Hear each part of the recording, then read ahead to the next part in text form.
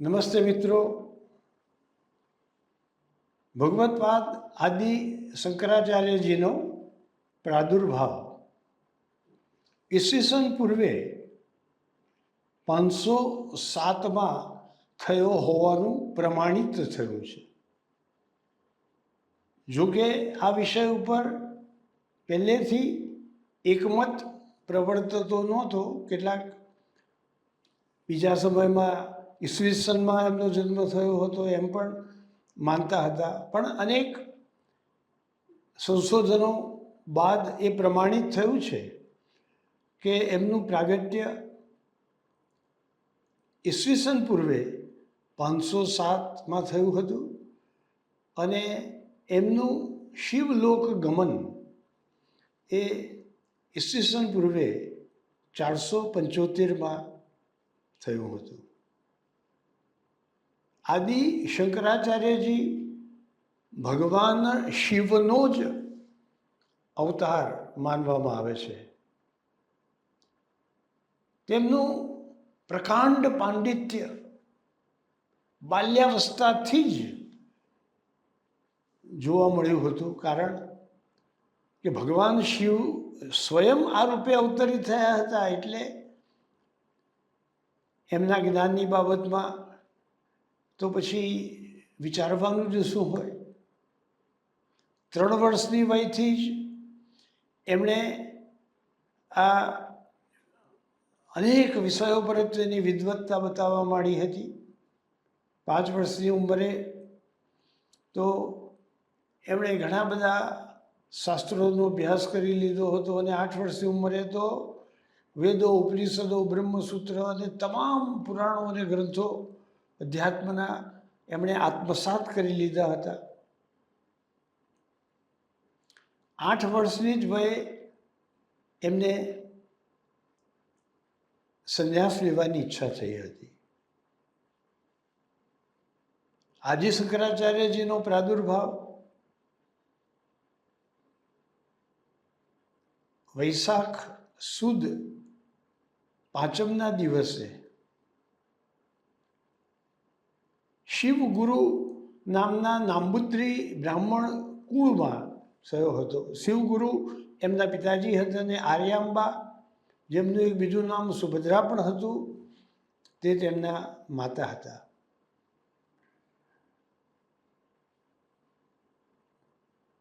કેવી રીતે તેમનો પ્રાદુર્ભાવ થયો તે વિષયમાં પણ આપણને એક કથા જોવા મળે છે. ઘણા વર્ષો સુધી શિવગુરુ અને આર્યાંબાને કોઈ સંતાન ન હતું, એટલે વૃષાચલેશ્વર નામના મહાદેવના મંદિરમાં તે કઠોર વ્રત ધારણ કરી તપશ્ચર્યા ઉપાસના કરવા ગયા.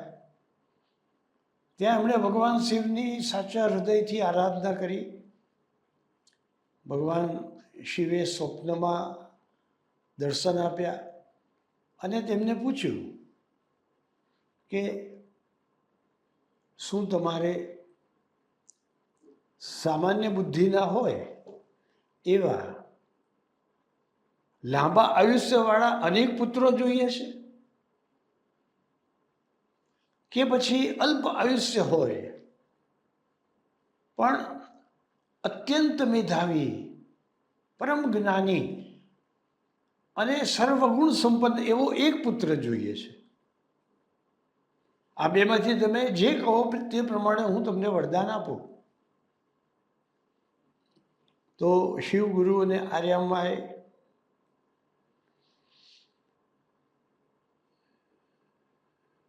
એ જ વિકલ્પ પસંદ કર્યો કે જે મહામેધાવી હોય, પરમ જ્ઞાની હોય અને સર્વગુણ સંપન્ન હોય એવો, ભલે અલ્પ આયુષ્યવાળો હોય એવો પુત્ર અમને આપો.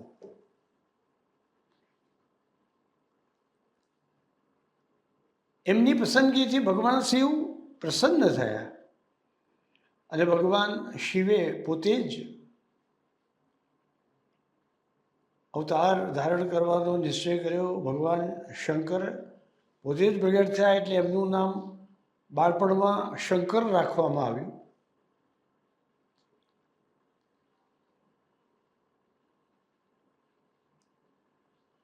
આટલા બધા શાસ્ત્રોનો આટલી અલ્પ વયમાં અભ્યાસ માત્ર નહીં પણ એના ઉપર નૈપુણ્ય પ્રાપ્ત કર્યા બાદ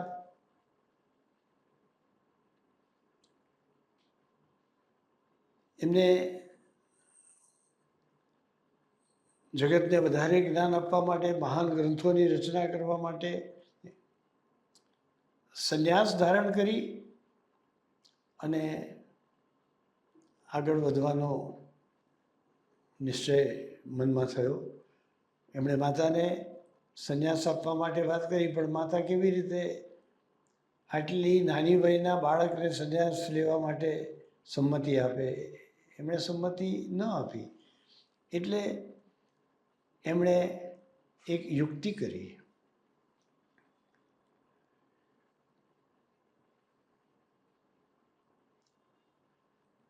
પૂર્ણા નદી જે એમના કાલડી ગામની પાસે વહેતી હતી, કેરળમાં આ કાલડી ગામ આવ્યું છે જ્યાં એમનો જન્મ થયો હતો. એ પૂર્ણા નદી એમના ઘરથી થોડીક દૂર હતી. એ પૂર્ણા નદીના કિનારે આ વૃષાચલેશ્વર મહાદેવનું મંદિર હતું અને ત્યાં જ ભગવાન શિવે પ્રસન્ન થઈ અને તેમને વરદાન આપ્યું હતું. આદિ શંકરાચાર્યજી એ નદીમાં સ્નાન કરવા ગયા હતા. તે સમયે એક મગરે તેમનો પગ પકડ્યો અને એમનો પગ એ મગર ખેંચવા લાગ્યો. એટલે બધાએ આ જોયું એટલે એ બૂમાબૂમ કરવા લાગ્યા. તેમની માતાને પણ જાણ કરી. તેમની માતા કિનારે જ ઊભેલા હતા. બાળ શંકરે માતાને કહ્યું કે હે માં, તમે મને સંન્યાસ લેવા માટેની સંમતિ આપો તો જ આ મગર મારો પગ છોડશે. માતાને થયું કે જો આવું કંઈક હોય તો પછી મારે સંમતિ આપવી જોઈએ. એટલે તરત જ એમણે સંમતિ આપી દીધી અને બાળ શંકર સંન્યસ્તોહમ સંન્યસ્તોહમ સંન્યસ્તોહમ એમ 3 વાર બોલી ગયા અને એની સાથે જ એ મગરે એમનો પગ છોડી દીધો.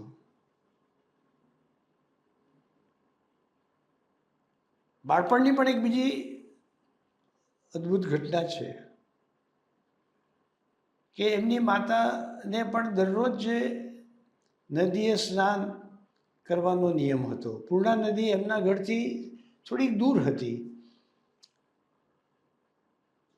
નદીએથી સ્નાન કરીને પાછા આવતા માતાને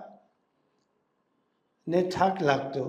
એક દિવસ એ થાકને લીધે લગભગ મૂર્છિત જેવી દશામાં આવી ગયા. લોકોએ બાળશંકરને જાણ કરી. એ એમને લઈ આવ્યા, એમને ભાનમાં લાવ્યા અને પછી નક્કી કર્યું કે આટલી બધી દૂર રોજ જે સ્નાન કરવા જવું પડે એના કરતાં દક્ષિણની ગંગા એવી આ પૂર્ણા નદીને પ્રાર્થના કરી કે તમે મારા ઘરની બાજુમાં જ વહો. તેમણે પોતાના પગના અંગૂઠાના નખથી એક રેખા અંકિત કરી અને જે એ પ્રાર્થના કરી એ જે પૂર્ણા નદીને એમણે પોતાના મનની ઈચ્છા જણાવી કે જેથી પોતાની માતાને કષ્ટ ન પડે.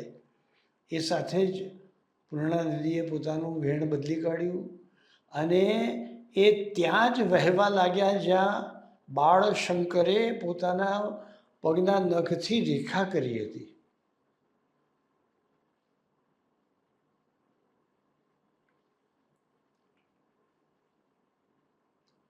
આદિ શંકરાચાર્યજીએ ગૌડપાદના શિષ્ય એવા ગોવિંદ ભગવતપાદ પાસેથી દીક્ષા ગ્રહણ કરી અને વિધિસર રીતે સંન્યાસી બની અનેક મહાન ગ્રંથોની રચના કરી. તેમણે કેવલાદ્વૈત સિદ્ધાંત પણ જગતને આપ્યો અને એની સમજ અલ્પમાં અલ્પ શબ્દોમાં પણ એમણે આપી કે શ્લોકાર્ધેન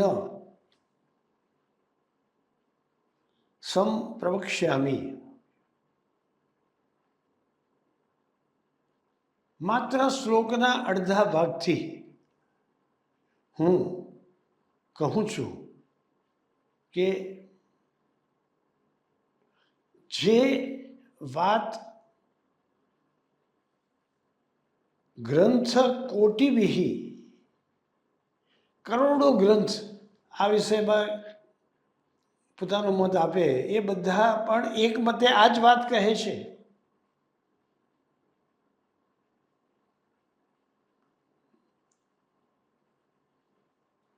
બ્રહ્મ સત્ય જગત મિથ્યા, જીવો બ્રહ્મ ના પરઃ. બ્રહ્મ સત્ય છે, જગત મિથ્યા છે. જીવાત્મા એ બ્રહ્મ જ છે અને બ્રહ્મ સિવાય બીજું કંઈ નથી. વેદોનો જે જીવાત્મા અને પરમાત્મા વચ્ચેનો જે અભેદનો સિદ્ધાંત છે એને આદિ શંકરાચાર્યજીએ આ કેવલાદ્વૈત સિદ્ધાંતમાં રજૂ કર્યો છે.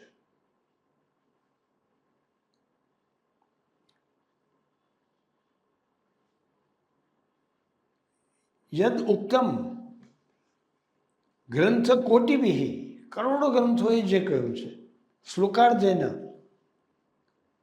પ્રવક્ષ્યામિ, અડધા શ્લોકથી હું એ વાત કહું છું. અને એમનો આ સિદ્ધાંત બ્રહ્મ સત્ય જગત મિથ્યાનો એ અત્યારે ક્વોન્ટમ ફિઝિક્સના વિજ્ઞાનીઓ દ્વારા પણ સમર્થિત કરવામાં આવ્યો છે. અત્યારે ક્વોન્ટમ ફિઝિક્સ પણ એ જ કહે છે કે ધેર પ્રિવેલ્સ અનડિવાઇડેડ હોલનેસ. આખા બ્રહ્માંડમાં ભલે બધી વસ્તુઓ આપણને અલગ અલગ દેખાતી હોય પણ એ બધું જ એકબીજા સાથે જોડાયેલું છે, એ બધું એક જ છે. જેમ જળ અને જળમાં ઉત્પન્ન થતી લહેર અને એમાં ઉત્પન્ન થતા વમળો કે બીજા જે કંઈ પણ એના જુદા જુદા સ્વરૂપો એમાં આવે, એ બધા એના વિવર્ત છે. એ વિવર્ત સ્વરૂપ, વિવર્તવાદ, આદિ શંકરાચાર્ય જે આપણને જે બધું દેખાય છે જગતમાં ભિન્ન ભિન્ન, એ વિવર્ત છે. પણ મૂળ તો અખંડ ઐકરસ એવું પરમ તત્વ આખા જગતમાં સર્વત્ર વિલસે છે. એમણે અનેક ગ્રંથો રચ્યા. એમાં આત્મસટક અથવા નિર્વાણ સટક પણ એક છે અને એના છેલ્લા શ્લોકમાં પણ આદિ શંકરાચાર્યજી કહે છે અહમ નિર્વિકલ્પો નિરાકાલ રૂપો વિભુર્વ્યાપ્ત સર્વત્ર સર્વેન્દ્રિયાણામ સદા મે સમત્વમ ન મુક્તિ ન બંધ ચિદાનંદ રૂપ શિવોહમ શિવોહમ. સદા મે સમત્વમ ન મુક્તિ ન બંધ. અહમ નિર્વિકલ્પો નિરાકાલ રૂપો, નિર્વિકલ્પ છું, નિરાકાલ રૂપ છું.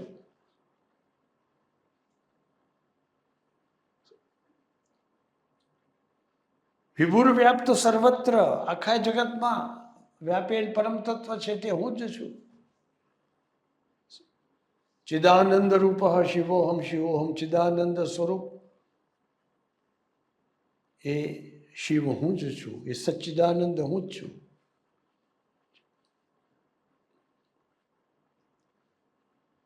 તત્વમસી, તત્વમ અસી, તું તે જ છે.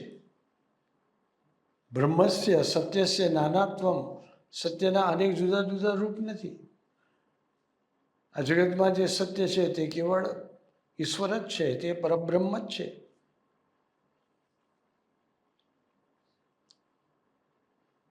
આદિ શંકરાચાર્ય મહારાજે રચેલા અનેક ગ્રંથોમાં ચરપટ પંજરિકા સ્તોત્ર અથવા મોહ મુદ્ગર સ્તોત્ર અથવા જેને આપણે ભજ ગોવિંદમ સ્તોત્ર કહીએ છીએ તે પણ ખૂબ જ લોકપ્રિય છે.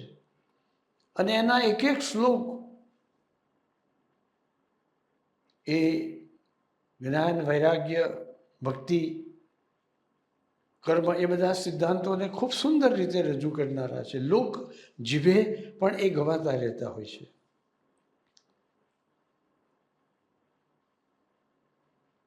જ્ઞાન માર્ગના આચાર્ય હોવાને કારણે એમણે જ્ઞાનનું મહત્વ તો બતાવ્યું.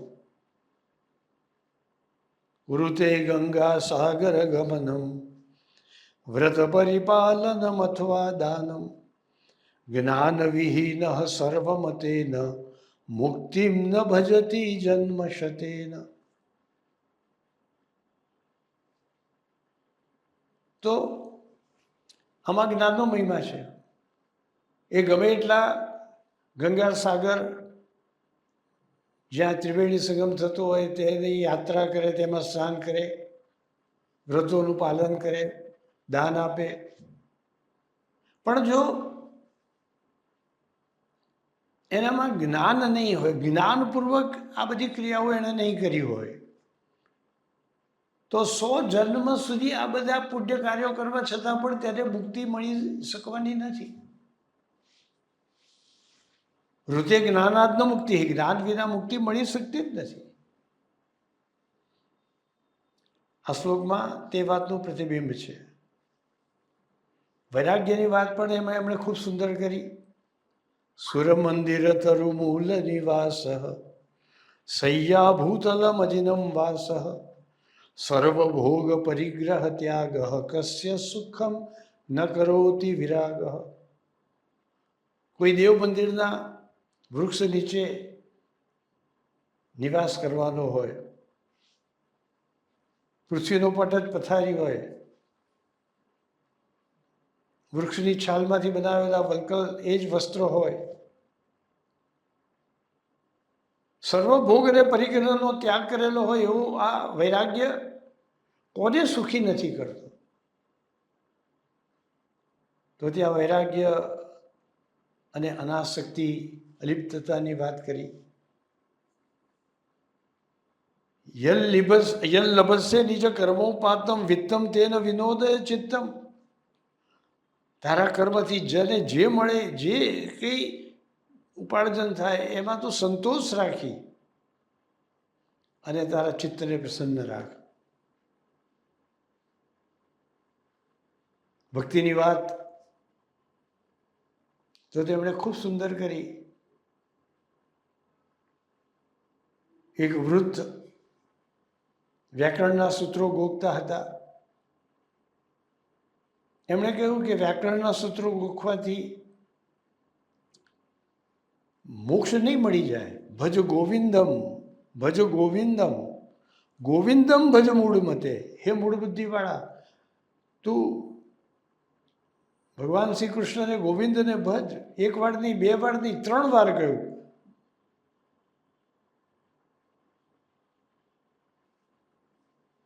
પ્રાપ્તે સન્નિહિતે મરણે નહીં નહીં રક્ષતી ડુકરું કરણે.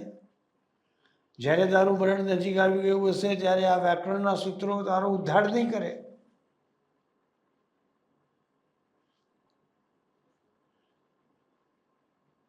સંપ્રાપ્તે સન્નિહિતે કાલે, એવો પણ પાઠ આ શ્લોકના બીજા ચરણમાં છે. કેટલાક શબ્દોમાં પાઠાંતર થતો હોય છે. મા કુરુ ધન જન યૌવન ગર્વમ. ધન માટે, સગા સંબંધી માટે, યૌવન વગેરે અવસ્થાને માટે તું અભિમાન ન કર.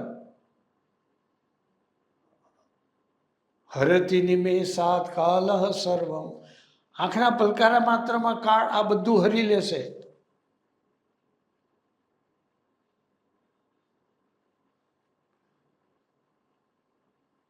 એક પળનો પણ સમય નહીં લાગે.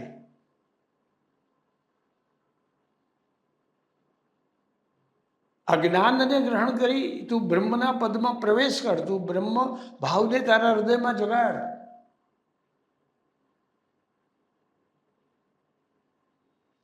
વૈરાગ્યને માટે એમણે બહુ સુંદર શ્લોક આપ્યો. નલિની દલગત જલમતિ તરલમ તદવદ જીવિતમતિશય ચપલમ વિદ્ધિ વ્યાધ્યવિમાનગ્રસ્તમ લોકમ શોકહતમ ચ સમસ્તમ. કમળના પાંદડા ઉપર પડેલા પાણીના ટીપાની જેમ જેમ કમળના પાંદડા ઉપર પાણીનું ટીપું પડે અને પડતાની સાથે સરી જાય. કમળનું પાંદડું એટલું બધું લીસું સુવાળું હોય છે, પડતાની સાથે સરી જાય.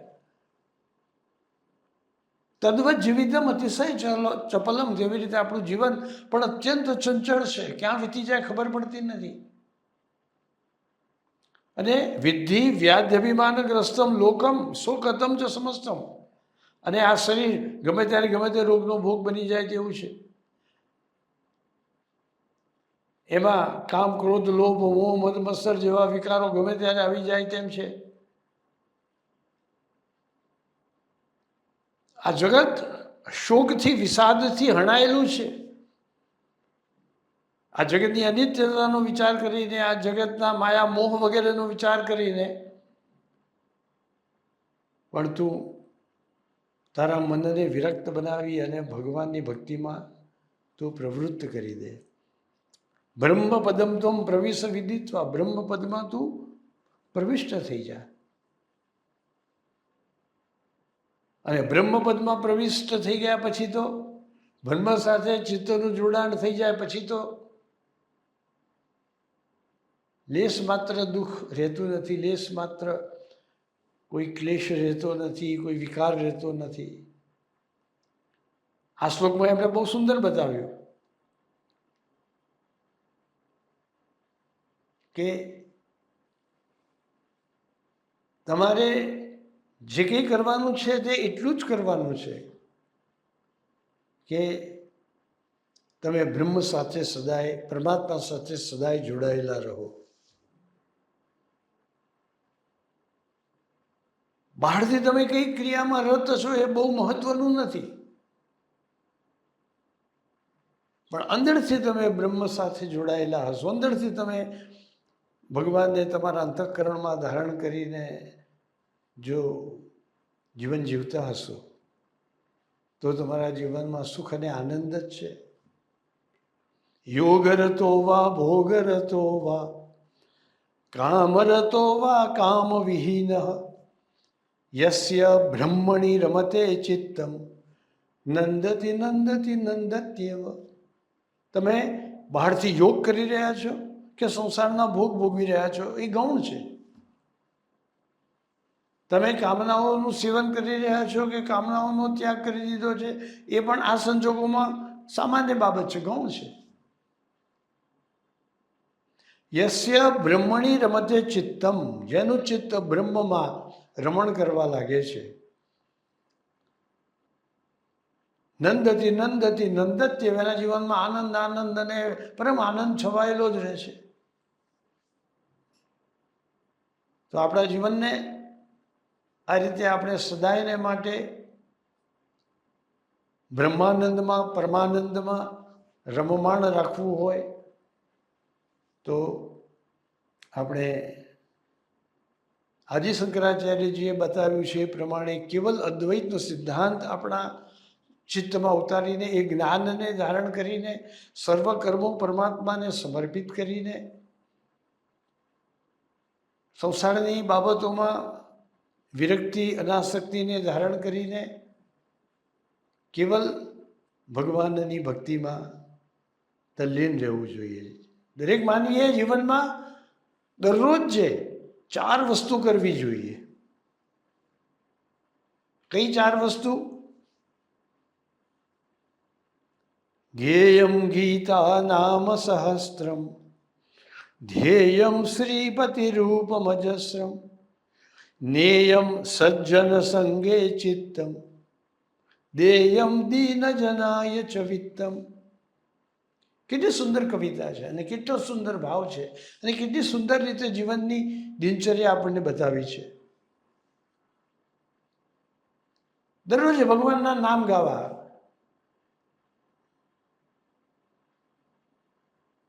જ્ઞેયમ ગીતા નામ સહસ્રમ, ગીતાના હજારો નામ, ગીતાકાર એવા ભગવાન શ્રી કૃષ્ણના ભગવાન શ્રી વિષ્ણુના વિષ્ણુ સહસ્ર નામ છે, જેના પર એમણે પણ ટીકા બહુ સુંદર લખી છે. ભગવાનના નામ ગાતા રહેવું, વાણી ભગવાનના નામ ગાવામાં, ભગવાનનો મહિમા ગાવામાં લાગેલી રહે. ધ્યેયમ શ્રીપતિ રૂપમ અજસ્રમ, ભગવાન શ્રીપતિ વિષ્ણુના રૂપનું ધ્યાન કરવું, એટલે ભગવાનના સ્વરૂપની સેવા પૂજા કરવી અને ભગવાનનું નામસ્મરણ કરવું, કથન આદિ કથા વાર્તા કહેવી, શ્રવણ કરવી. નેયમ સજ્જન સંગે ચિત્તમ, મન ભગવાનમાં જ લાગેલું રહે એટલા માટે ચિત્તને સજ્જનોના સંગમાં રાખવું, સત્સંગમાં રાખવું. અને દેયમ દીન જનાય ચ વિત્તમ, અને જે દીનજનો છે, અસહાય લોકો છે, લાચાર લોકો છે, એમને તમારી પાસે જે ધન વધારે પડતું હોય એમાંથી તમારે એમને ધન વગેરે આપવું. આ મારું છે એવા પ્રકારનો ખ્યાલ પણ એનાથી દૂર થાય. મોહ મુદ્ગળ સ્તોત્ર, આ ભજ ગોવિંદમ સ્તોત્રને મોહ મુદ્ગળ સ્તોત્ર પણ કહે છે.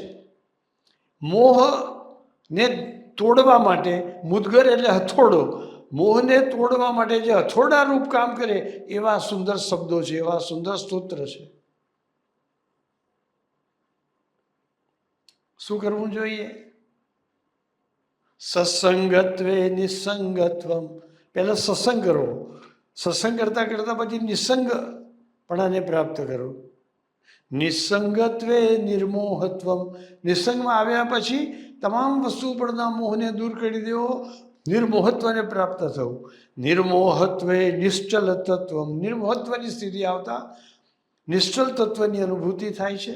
ને નિશ્ચલ તત્વે જીવન મુક્તિ, અને નિશ્ચલ તત્વનો અનુભવ થાય છે એટલે પોતાના ચિદાનંદપણાનો અનુભવ થાય છે, એટલે પછી જીવનની મુક્તિ પ્રાપ્ત થઈ જાય છે.